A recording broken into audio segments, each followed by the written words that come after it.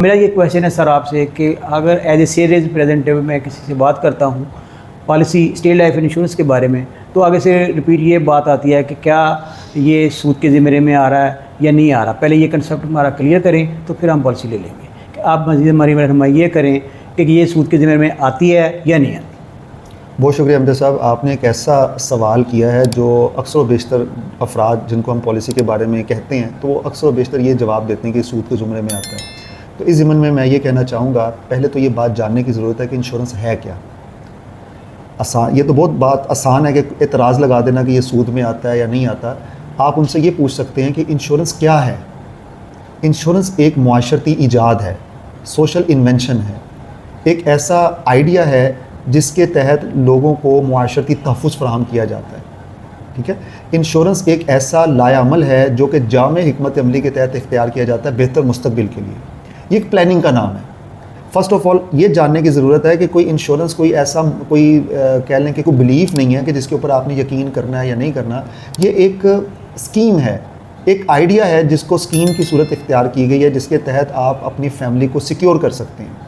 और हमारे यहाँ पे जो इंश्योरेंस पॉलिसी है उसमें बचत को भी शामिल कर दिया गया कि जिसमें आप बचत भी कर रहे होते हैं, बचत बराए सरमायाकारी भी हो रही होती है और उसके साथ साथ आपके ख़ानदान को मुआशरती तहफ़्फ़ुज़ मिलता है।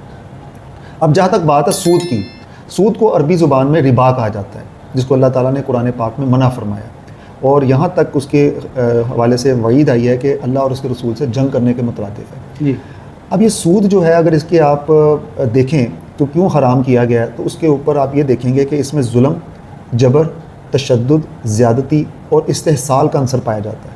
यानी किसी की मजबूरी से नाजायज़ फ़ायदा उठाना, किसी पे जुल्म करना। और ये इसका जो इत्तलाक होता है वो कर्ज़ के ऊपर होता है कि अगर कोई कर्ज़ देता है और कर्ज़ देने वाला शर्त मुअय्यन करता है तो वो रिबा हो जाता है। यानी कि इसका इत्तलाक सूद का किस पे होता है? कर्ज़ के ऊपर। जबकि अल्लाह ताला फरमाता है कि आपने कर्ज़ देना तो कर्ज़ हसना दो, जितना आपने दिया उतना ही वापस लो। अगर आप कर्ज़ देते हुए ऊपर ज़्यादा मुनाफ़त के हुसूल को यकीनी बनाते हैं तो वो सूद हो जाएगा, वो रिबा हो जाएगा।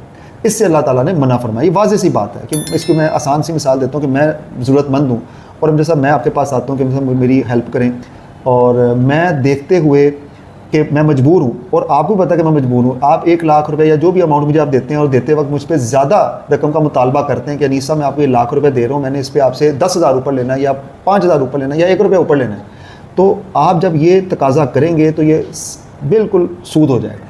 इससे हमें बचना चाहिए। अब हम अपने पॉइंट की तरफ आते हैं कि इंश्योरेंस कैसे सूद होगी।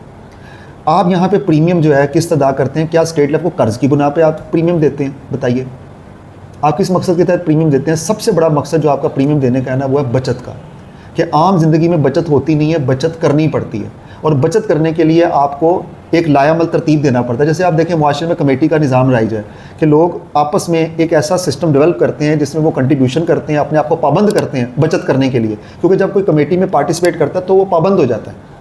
और उसका मकसद क्या होता है कि तयशुदा वक्त पे उसकी ज़रूरत को पूरा किया जा सके। शॉर्ट टर्म होती है, यानी उसके जो मेंबर्स होते हैं मिलकर कंट्रीब्यूशन करते हैं और जितना पैसा इकट्ठा होता है वो किसी एक मेंबर को दे देते हैं, उसके काम आ जाता है। इसी तरह लाइफ इंश्योरेंस पॉलिसी में जो बचत वाली पॉलिसी होती है उसके अंदर भी आप सेविंग करते हैं। किस उन्वान से करते हैं? बचत के उन्वान से। अब जैसा मैं आपसे सवाल करता हूँ, क्या आप अपने तौर पर लंबे अरसे के लिए सेविंग कर सकते हैं? बताइए, आपका बैंक अकाउंट होगा, क्या आप 20 साल के लिए अपने बच्चे की तालीम और शादी के लिए उस बैंक अकाउंट में मुस्तकिल मिजाजी के साथ सेविंग कर सकते हैं? जवाब दीजिए। ये नहीं। चलें, अगर आप करना शुरू भी करें, कमिटमेंट भी अपने खुद से कमिटमेंट कर लें कि मैं करूँगा, 1 साल 2 साल 3 साल 4 साल करेंगे, फिर आपको कोई ज़रूरत पेश आएगी, वो पैसा इस्तेमाल हो जाएगा। याद रखें, जो चीज़ दस्तरस में होती है ना वो बचती नहीं है, क्योंकि बैंक अकाउंट आपकी दस्तरस में है, एक्सेस में है। आपके पास ATM कार्ड आपके पास है, नेट बैंकिंग आपके पास है, चेक बुक पास है। जब तीनों चीज़ें आपके पास हैं तो आप कैसे रुकेंगे? और पैसा ऐसी चीज़ है जिसकी हर वक्त हर सूरत हाल में पैसों की ज़रूरत रहती है। आप ज़िंदगी के किसी भी हिस्से में हों, मुत्तफ़िक हैं आप इस बात से? आप जवान हैं, उधेड़पन में हैं या बुढ़ापे में हैं, किसी भी स्टेज में आप पैसों की अहमियत से इनकार नहीं कर सकते और आपको हमेशा पैसों की ज़रूरत रहती है। कोई ऐसा सिलसिला, ऐसा तरीका ज़रूर होना चाहिए जिस पे कारबंद रहते हुए आप मुस्तकिल तौर पे सेविंग कर सकें और आने वाले कल की ज़रूरत को पूरा करने का लायामल तरतीब दे सकें। ये असल मकसद है इंश्योरेंस का। अच्छा, अब इंश्योरेंस में होता यह है कि आप अनफोर्सीन को कवर करते हैं। इस दुनिया की सबसे हैरानकुन बात यह है कि कोई ये नहीं जानता कि कल क्या होगा। Nobody nose. किसी को भी अपने तरीक़े वफ़ात का नहीं पता। हम प्लानिंग तो कर रहे होते हैं लेकिन हमें पता नहीं है, और अक्सर बेशतर हम आपस में ये बात करते हैं कि यार ये बंदा हमारे साथ तो अभी बात करता, ये क्या हो गया, एक्सीडेंट हो गया, उसकी डेथ हो गई, या ये वाक़या हो गया, वो दुनिया से चला गया। तो हमारी जो ज़रूरतें हैं वो, हम भी घर के कफ़ील हैं। एक कमाने वाला है तो 4 उस पर डिपेंडेंट हैं। किसी खुदा नास्ता किसी की बेवक्त मौत से ख़ानदान का शिराजा बिखर जाता है, ठीक है। बेवा को चादर चारदीवारी का तकद्दुस पामाल होता है, बच्चे तालीमी माहौल छोड़कर मेहनत मजदूरी की तरफ चले जाते हैं। तो ऐसी सूरत हाल में कौन हेल्प करता है बताएं। हम ऐसे कंट्री में रहते हैं जहाँ पे जान माल, इज़्ज़त, बुढ़ापा, बीमारी और बच्चों की तलीम की जिम्मेदारी आपकी खुद की है, हुकूमत जिम्मेदारी नहीं लेती। तो ऐसी सूरत हाल में हमें अपना तहफ़्फ़ुज़ तो करना चाहिए ना।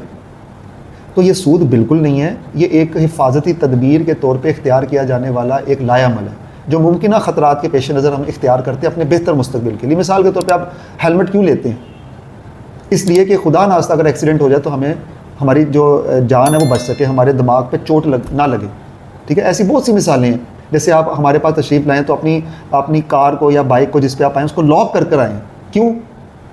इसलिए कि वो कोई चुरा के ना ले जाए, आपका एसेट जो है वो सिक्योर रहे। अपनी तो तदबीर आपने किया ना। समटाइम ऐसे होता है कि वो फिर भी कोई ले जाता है, वो एक अलग बात है, लेकिन अपनी मुमकिन ख़तरात के पेश नज़र तदाबीर को इख्तियार करना आपका फ़र्ज़ है। इसी तरह आप घर के कफ़ील हैं, आपको पता है कि बेगम बच्चे मुझ पर डिपेंडेंट हैं, और खुदा नास्ता मुझे अगर कुछ हो जाता है, क्योंकि किसी को नहीं ना पता कि किसी के साथ कब कल क्या होगा, अनजाना कल है। तो ऐसी सूरत हाल में आप अपनी फैमिली को सिक्योर कर सकते हैं इंश्योरेंस पॉलिसी के ज़रिए से। और एक और बात जो लोग इस पे इतराज़ लगाते हैं वो ये कहते हैं कि इंश्योरेंस कंपनी जो है ना वो सूदी कारोबार में इन्वेस्ट करती है। बज़ाहिर तो इंश्योरेंस का बहुत अच्छा सिलसिला है जो ये लोगों के काम आती है और लोगों को फ़ायदा पहुंचाती है इंश्योरेंस जो है, लेकिन जो इंश्योरेंस कंपनी होती है वो आगे कारोबार ऐसा करती है जिसमें सूद इन्वॉल्व हो जाता है। तो उस हवाले से मैं ये कहना चाहूँगा कि देखें, इसका जो जिम्मेदारी है ना वो पॉलिसी होल्डर पर नहीं है, ठीक है। इंश्योरेंस खुद ज़िम्मेदार है। और अमूमी तौर पे अगर मैं स्टेट लाइफ की बात करूं तो स्टेट लाइफ की जो ज़्यादातर इन्वेस्टमेंट है वो गवर्नमेंट सिक्योरिटीज़ में है, ट्रेजरी बिल सर्टिफिकेट्स में है, रियल एस्टेट सेक्टर में है, इक्विटीज़ में है। इसके अलावा कुछ ऐसे ज़राए हैं जैसे बैंक्स में है, तो वहाँ पे उलमा कराम को एतराज़ होता है। लेकिन क्योंकि वो स्टेट लाइफ अपनी इन्वेस्टमेंट करती है और अपनी मर्ज़ी से आपको जो है वो जो डिलीवर करती है अपने मुनाफे को डिक्लेयर करने के बाद, तो वो आप पे उस पर किसी तरह का कोई वो बोझ नहीं है, वो स्टेट लाइफ उस हवाले से जवाबदेह है।